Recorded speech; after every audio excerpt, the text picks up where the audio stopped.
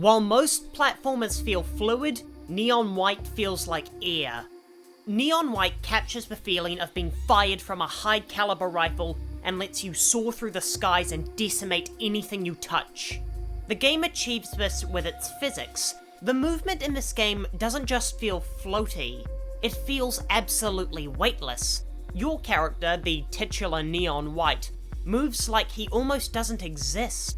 Whether you're falling or running, he moves at the same speed, like there's no friction or resistance to his movement. I would have even assumed he didn't have a character model if it didn't appear at the end of every chapter.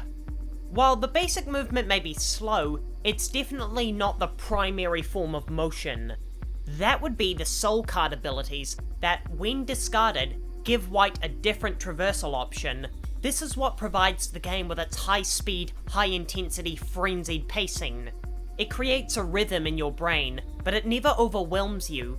The sound design is very carefully composed to be the background track, as your movement sound effects provide the rhythm for you to follow, making the more complex levels of the game much more manageable with practice.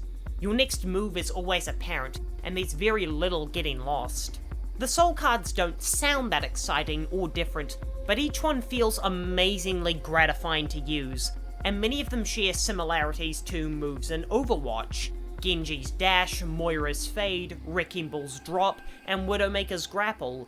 And for the most part, each movement card surpasses their multiplayer variant. Soul cards also give you a unique weapon to use, and while Neon White may describe itself as a first-person shooter, you will definitely have more fun if you come at it as a platformer.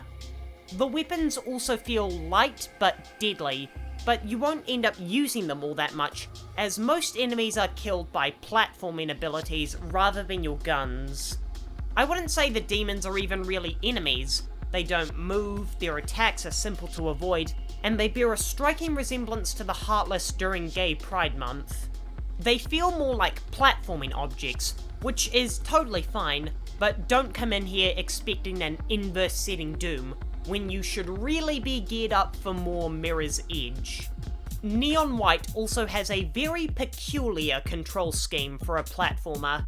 It's almost entirely revolved around the trigger buttons, maybe because it's going for the whole shooter vibe.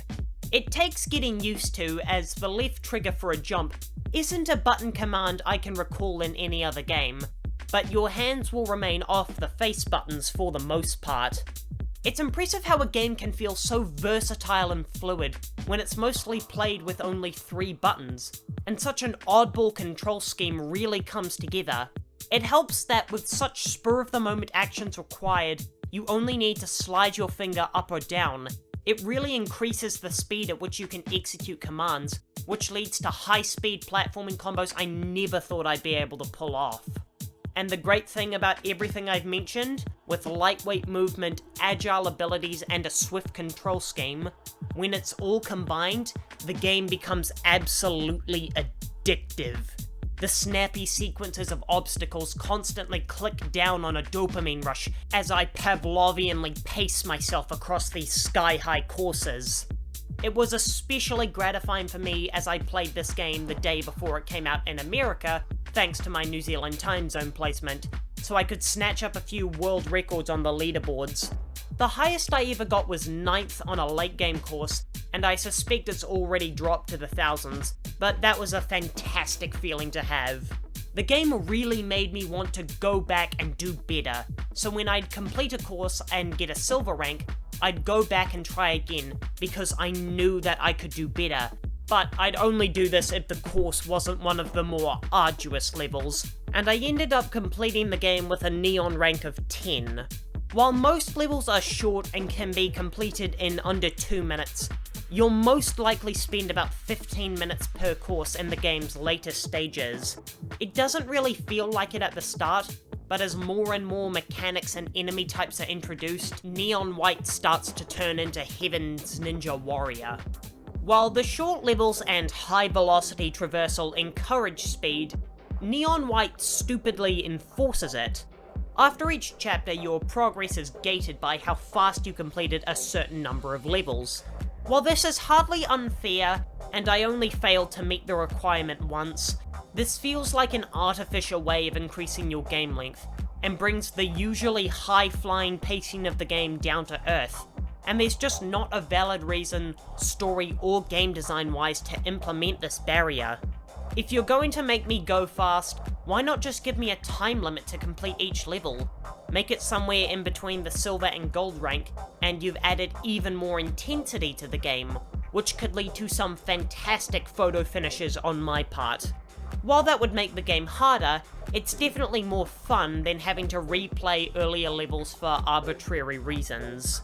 Neon White will also be a haven for speedrunners, with 100 courses and leaderboards to climb to the top of, but that's not really my scene.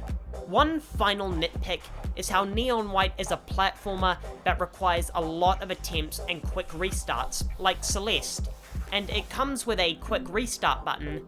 However, instead of letting you instantly restart the level, that button takes you back to the start of the level menu, so you have to press an additional button to start the level. That menu doesn't really serve any purpose, as you can't equip different items, so it's just a waste of time. Not a deal breaker, but it's still annoying.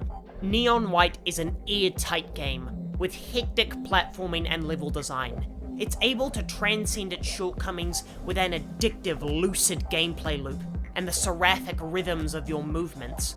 From start to finish, Neon White is a dash through divinity.